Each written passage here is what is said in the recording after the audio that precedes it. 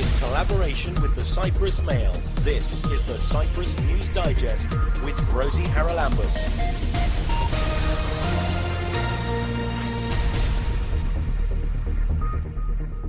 This week in Cyprus has been marked by pretty well nothing else than the outrage at the revelations in the Al Jazeera Cyprus Papers tape published on Monday. Demonstrations almost nightly are demanding the resignation of those featured in the film.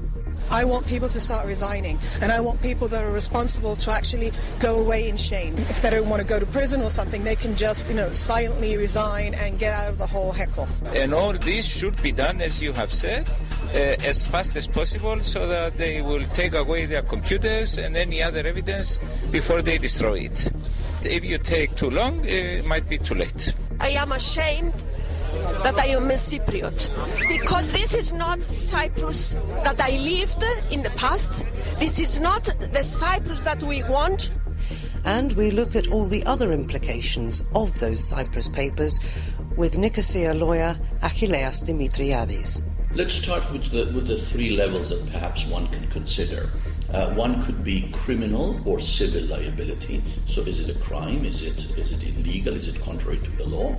The next one could be political liability, because they belong to political parties that elected them. And the third level is an ethical consideration, which anyone can understand what that means.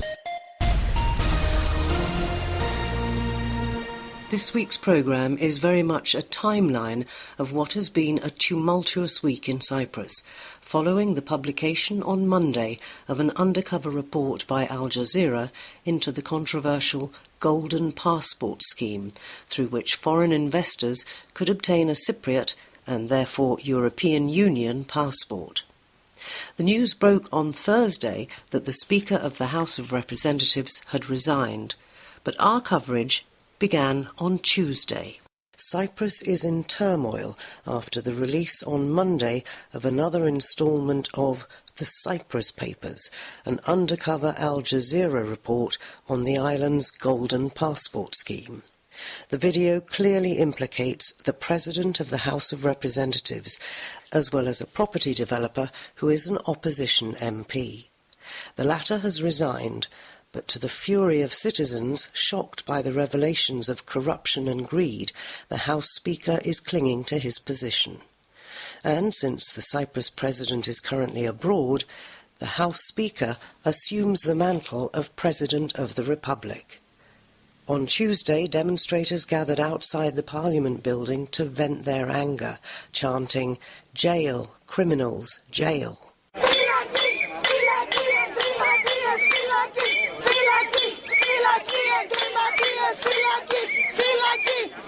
I asked some of those present why they were there. Among them was Efi Xanthou, who works in the Parliament. Why are you here today? Because I haven't been able to sleep since last night. To be honest, it was bad sleeping during the last 2 years anyway, but especially after whatever came out with Al Jazeera last night, I really couldn't get any sleep. It's incomprehensible to me that these people did not just resign as soon as they knew that they were out. That whatever they had done had been made out into the open. They're actually trying to find a way to ensure that they don't get a bad aftermath after this. They're trying to convince us that they were trying to entrap this reporter. Preposterous stuff. And it just goes to show that the mentality is not changing. I mean, they've done something wrong and they just won't quit. They just won't say, okay, I've had a good game at it. I've actually made a lot of money. Nobody's going to come after my money. I'm actually going to get a good pension. Silouris is actually going to get a really nice car. He's going to get a driver and he's going to get a secretary as well for life. And he still wants to keep on to that chair. What about the position of the authorities and the fact that this is obviously very much in the public domain? There's been an outcry on social media here. Would one not have assumed that the authorities would have immediately stepped in at least to grab laptops, mobile phones and other possible evidence. Yeah, but which authorities? You're talking about the people who are already in this, in the thick. Whatever they say now is going to come back to haunt them, because we've only got the two first segments from the Cyprus papers. Al Jazeera says there's 3 more segments. And I think that they've only scraped at the top. I think that we're going to hear a lot worse things in days to come. And we still don't know who these 700 people that received a citizenship after January of 2020, we don't even know who they are. Al Jazeera said that they have data until the end of 2019. So I think that there's more scandals to come out. What about the timing of this? A lot of people are saying that it coincides very nicely with the Varosha issue and the elections in the north. To be honest with you, I think that people don't realize that not everything revolves around Cyprus. This thing with Al Jazeera has been coming out since the summer, and they were saying that they would going to come out with the new info, and they had to get their story straight. They had to put everything down to a T, ensure that they talked with their lawyers or whatever it is that they do to ensure that they can't be sued, and that was basically it. If they didn't like the timing, who's going to like the timing? Are you going to time a crisis like this happening? When is it a right time to do this? What do you want to happen? I want people to start resigning, and I want people that are responsible to actually go away in shame. If they don't want to go to prison or something, they can just, silently resign and get out of the whole heckle. Because we know that this is deeper. We know that it's not just these 2 people. It's a lot more people that are involved in this, and there's a lot more money out there. There's money that has been handed around that isn't taxed. It's money that's been going from one pocket to the other pocket, and that's the kind of money that if they were taxed, we would actually not have a financial problem to need these bloody investors to come in to buy passports. And I'll tell you one thing, I'm extremely dissatisfied by this whole thing, because we have managed to estrange every single legitimate investor that would have come to the island for things that we desperately need, because nobody will want to connect their name with Cyprus, with any sort of investment in Cyprus from now on. It's going to take us years to get over this. The leader of the Cyprus Green Party, Charalambos Theobemptou, was also there. We are here because we cannot accept anymore the corruption that is going on in Cyprus. Everybody knows about this for years. We, as the Cyprus Green Party, have taken steps and submitted changes in the law to make the program tougher, but we were all voted against. We need to see changes, and we need people to be taken to court in order to find out what is actually happening, and also we need to have civil servants investigated. Now, what happens in Parliament if, as we've heard, it's possible that the House Speaker does resign? Just before I came here today, I heard he's planning to do so on Monday. I don't know if you know that's true. Why a delay of almost a week? And what happens if he does do that? Who takes over? If the President of Parliament cannot be in a parliamentary meeting in the Assembly, in the plenary, then the oldest member of Parliament will actually preside. If he resigns, then we need to get together in a plenary session and vote for the new President of Parliament. Now, the other thing that people don't think about is the fact that President Anastasiades is abroad at the moment. That means that the House Speaker is acting President of Cyprus. If he were to resign tomorrow, who would take on that position? Is it again a stand-in House Speaker? Yes, it's the oldest member of Parliament, and in our case is Mr. Adamos Adamou. What do you want to happen next? Because I'm also surprised that there doesn't seem to have been any move by the police or any other authorities to at least investigate to the extent of confiscating electronic devices and so on, which must be absolutely full of incriminating evidence. The first thing I have already stated is the fact that we need the President of Parliament as well as Giovanni, the Member of Parliament, to resign, and Giovanni did so already.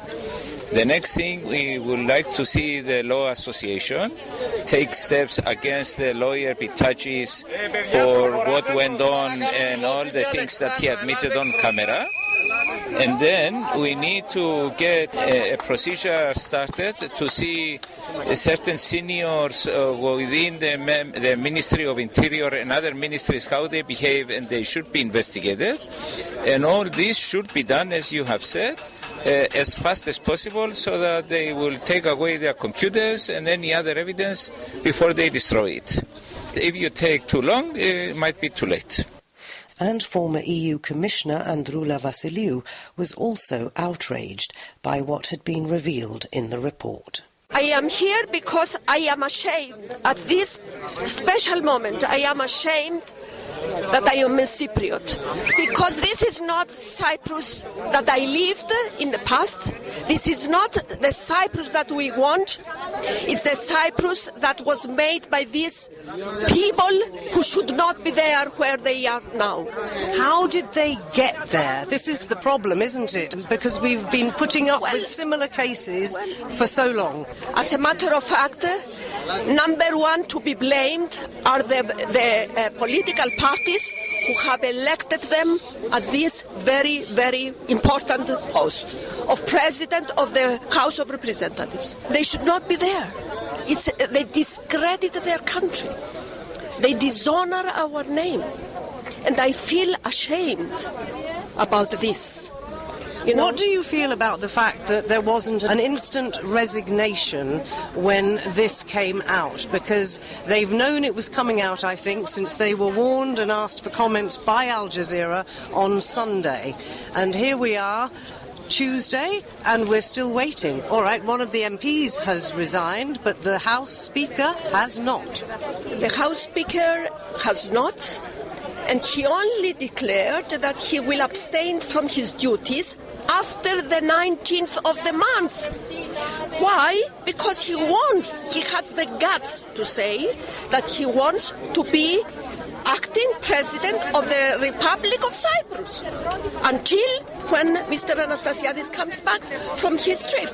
Would there be a constitutional problem if he stepped down tonight because the President's abroad? Who would become the acting President? It's the oldest of the MPs takes over. Adamos.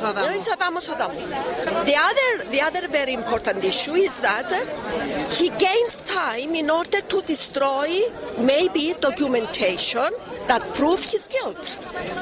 They should, as a previous speaker has said, they should immediately take possession of all the documentation in order not to destroy important evidence. Now, that was at the demonstration on Tuesday night. Another one followed on Wednesday, bigger and more vociferous. And on Thursday, I went to see prominent Nicosia lawyer Achilleas Dimitriadis to tell us a little bit more about the legal aspects of all of this. So, Achilleas, I'm sure that following on from previous conversations, you're as shocked as everybody else in Cyprus appears to be about this. But what is your take on this? Because there are different levels, aren't there? Yeah, well, I think it's a mess. I think that really sums it up. We are in this mess. This mess has been going on for some time. It's now viewed all over the world, and it's disgraceful. So I don't need to say anything more on that. I think we're aligned on it. But let's try and give an analysis to this. Let's look at the people involved, and let's look at the levels of liability or culpability that may exist. We have two members of parliament and we have a member of a professional body, a lawyer. The two members of parliament, one is the Speaker of the House and the other is an ordinary member. And we have to look at what sort of immunity or what sort of ways of dealing with them have to be put in place. And then we look at the professional environment, which is the lawyer. Let's start with the three levels that perhaps one can consider. One could be criminal or civil liability. So is it a crime? Is it illegal? Is it contrary to the law? The next one could be political liability because they belong to political parties that elected them. And the third level is an ethical consideration, which anyone can understand what that means. So let's have a go at the criminal liability. I think there is certainly evidence to start off an investigation by the police. The problem with the members of parliament is that members of parliament have immunity from prosecution, immunity from investigation. So there is potentially a problem there. However, can I interrupt there? Because Sure. The latest news is that Silouris has said he doesn't mind if his immunity is lifted. Well, he doesn't mind if his immunity is lifted means somebody has to apply to court to have it done. He could have said that I'm not raising this, and I consent to whatever investigation. So he's delaying again again because the Supreme Court has to rule on whether. I think there's some stalling there. I mean, if you really want to put it in the big picture, it's at least outrageous to have the Speaker of the House on suspicion of committing all these acts that he was on tape. And on the other hand, as of yesterday and until Monday, he is presiding over the Republic because the President happens to be away, and formalistically, or under the Constitution, since we no longer have a Turkish Cypriot Vice President, the Speaker of the House takes over. And that is... what's the correct insult to injury? I think is the correct English expression, if I may. We must be a laughing that. stock, actually. I think it's ridiculous. I mean, you have somebody under suspicion. What do? You say, "Oh, by the way, why don't you run the country until Monday, and then on Monday we'll decide what to do." That is totally unacceptable, and I think people are rightfully angered about this, because on the one hand you see the MP who very quietly resigned. Not that that makes him less culpable for what has done, but at least he had the decency to keep his mouth shut and go away. And his party, I think, had something to do with that. With the Speaker of the House, primarily because his party is a very small one, it was more or less a one-man show that got him elected as a Speaker, there doesn't seem to be enough pressure from his political background, but there appears to be, and that is to the credit to the House, there is increasing pressure from his peers in not accepting to attend meetings in the House where he's present. And I think that's a very brave and correct stand that members of Parliament are taking. But let's not sidetrack. Let's come back to the nitty-gritty, if I may.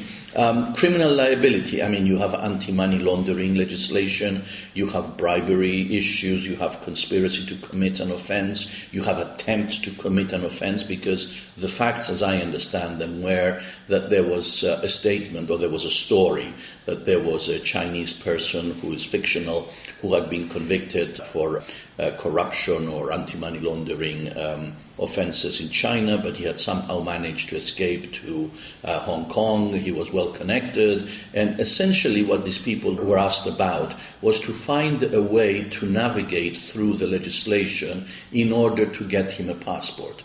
Well, the objective is clear. The objective is to contravene all these legislations, which I will not bore you with again. But that was the mens rea, that was the intention that these people have. And certainly that intention is culpable. Now, whether that intention materialized in carrying out the offense or not, of course, makes a difference on what offense we're talking about. But the intention is there, and I think that is something that the criminal liability will have to deal with. The Attorney General, I understand, has asked the police to investigate the matter. The MP who has resigned can no longer rely on immunity, so the police can question him. The Speaker of the House, who said that he will be waiving his immunity, is in a bit of a limbo, and we need to find out what's going on. I would suggest to him that he waives the immunity, because it would only make things worse if he takes on a challenge on this. And I think we need a proper investigation, because don't forget, no matter what the TV said and we saw, there is always the presumption of innocence if we are dealing on the criminal level. Civil liability, you need to check what sort of regulations were breached, and I'm sure there's going to be plenty of that. But I'm also very interested in the political aspect, because this is also a political event. And I think the political event here highlights the lack of transparency and this is Cyprus kind of approach, which is unacceptable and must be eradicated at all costs. So on the political level, I think the MPs in the House are trying to make good a bad situation, but I think more pressure is needed, because if we don't get a resignation from the Speaker, that is simply unacceptable, and it won't go. Lastly, on an ethical level, and that's where I think ethics and the EU and the Council of Europe come in. There are various bodies. There is Monival, there is Greco. These are committees in Brussels and in Strasbourg that send out directives, carry out reports, and put the standards to test in Cyprus. A lot of them are being ignored, and I think we have to seriously start thinking what sort of supervisory mechanisms are we going to install in the country, because the Europeans have already told us these things, and very conveniently we brush them under the carpet. So I think we have an issue there in terms of how seriously do we take EU and Council of Europe recommendations, because as a matter of fact, they were right and we are wrong, and the evidence is there. The other interesting thing, of course, if investigations are going to be put underway, is checking the other applications that have been handled by particularly the lawyer who obviously works in this troika. And what that will bring out. Now, it's probably going to be a long investigation, but since we've mentioned the lawyer, can we talk about the Bar Association? We've had news in the press over the last several weeks or months that they know there are problems with some lawyers. I'm not sure how many cases are pending before bar associations for, I don't know if you call it malpractice, but certainly lawyers not behaving as you would expect them to. And there's a disciplinary committee, and I think there's more than 3,000 applications pending for people reporting, and then which again is outrageous. And then they said, well, we've got elections coming up for the Bar Association, so we'll wait until those are done. Well, thankfully elections are today, Thursday at 3:30, so hopefully we'll get that out of the way. There are 3 candidates, people will get elected. We've already had elections on the level of the local bar associations. This is the Pan-Cyprian Bar Association, and we will get a president, and I think the president will have a lot on his plate to deal with, primarily on transparency issues, on ethical issues, and on the disciplinary committee, which, as I've said before, I understand there's around 3,000 applications pending before the disciplinary board, and these must be processed quickly, either by getting more people on board or somehow managing the backlog. What happens when a disciplinary committee looks at a complaint? What are the penalties, if you like? You can be disbarred. I mean, the notion of disbarred for life or for a certain period of time or be fined, these are provisions that exist in our code. How often have they been actually implemented? Well, not lately because of the backlog that we've had. I think the disciplinary committee has been very slow in dealing with this. And this is not just complaints in general that of this nature, but there's also issues between a client reporting a lawyer at the association for doing or not doing something, or lawyers having a go at each other and having a need for a dispute resolution mechanism through the disciplinary committee. I mean, every association that regulates a body of professionals has a disciplinary committee or something to that effect, because there are problems, and you always have problems with this. The only solution, as far as I'm concerned, is no longer fixing the laws, because the letter of the law is there, is actually applying it. And effective application of the law is what I think is lacking in this country. We get all these directives from Brussels, we get them from Strasbourg, we get reports, we pass the legislation, and then we appear as though everything is fine. But when it comes to enforcement, to actually applying the law, I think we are lacking well behind. And perhaps it would be an idea to have some sort of measurement as to what is the effects of laws that are passed. Because you don't just generate laws and just park them there. They need to have an effect on people's lives, and in this case, they need to protect people from rogue characters, as these people appear to be, and who give such a bad name to the country. Perhaps one angle that we haven't touched is the fact that the government has finally accepted that the golden passports, if I may use the expression, is something wrong, and that they are going to stop it. That's interesting too, because here we are with 2 or 3 weeks left of October. They're going to stop it as of November the 1st. And I'm again a little bit flummoxed as to why, if you're going to do it, why isn't it being done today? Well, I think there's 2 levels to that. First, I think it's a pity that the Cyprus government had to be exposed through these revelations on TV to decide to stop it. The EU had already told us about it, the Council of Europe had told us about it. We failed to take this seriously, and only now that we were caught red-handed are we dealing with it. Now let's look at what are we doing about it. I understand that the program will stop as of November 1. That, to my mind, means 2 things. One is that you can still apply. until November 1. So if you want to go off and buy something and invest 2.5 million and do the drill, you can do so. And interestingly enough, whoever has applied will potentially be dealt with. And I understand there's talk about 700 or so such applications. So it's not just a question of stopping it, it's a question of giving some adjustment period for it. Now, not all of these applications are bad. It seems, though, that a hell of a lot of them are. So you really need a very good screening mechanism. And that, again, operates on two levels. One, there is a committee appointed, an investigative committee appointed by the Attorney General, where a number of people have judges, persons of high esteem were appointed to investigate all of these applications. That will certainly take a long time, even though there's a 3-month time limit on it. And the other aspect is, what do we do with the cases that are in the pipeline? What legal regime do we apply, and how effectively do we apply that? Because it's all well and good to say we have this beautiful framework, but if nobody actually enforces it, or if you can bypass it through connections or giving the appropriate amount to the appropriate person, then that's a very bad system and has to be dealt with. Perhaps the government would be well advised to start moving people around and not allowing people to stay in a position for such a long time that would allow them to organize themselves in these rogue conditions. You're referring now presumably to civil servants? Civil servants. I think rotation is the minimum that can take place. And then, of course, disciplinary action for people that one can show that have been involved in this. I mean, what is the legal situation for those cases where passports were approved and now they're being rescinded? Well, who's paying back, or are they, whatever money changed hands? This is not clear to me at all. No, it's not clear at all. I think there's two issues there. One is, what's the process of revocation? And the other is, what do we do with the proceeds that gave us the passport? So I think we can look at those two things differently. Now, how do you revoke a passport?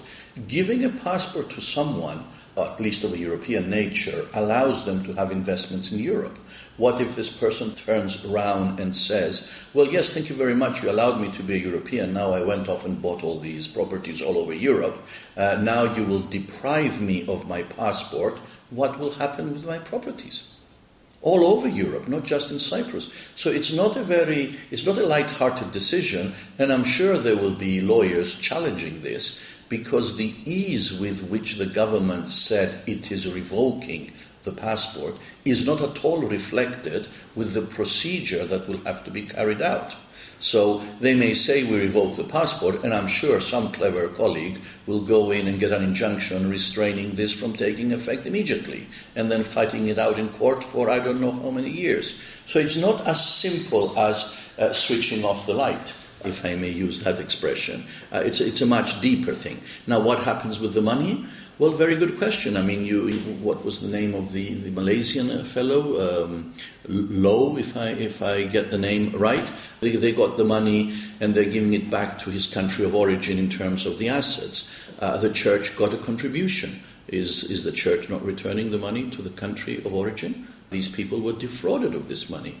Is it there and cannot come back? So, and then if you look at issues like the church being involved, then the fabric of society is really being affected by this, because it's not just businessmen doing it, it's all kinds of developers, all kinds of political parties involved. So it's really a mess. Unfortunately, it most certainly is. That was Nicosia lawyer Achilleas Dimitriades, bringing us up to legal scratch, as it were, on the current issue of the Cyprus Papers.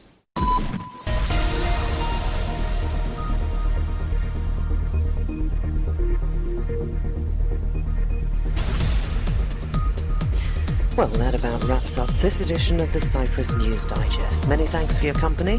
Hope you'll join me next week. Till we meet again, take care and God bless. Bye-bye now.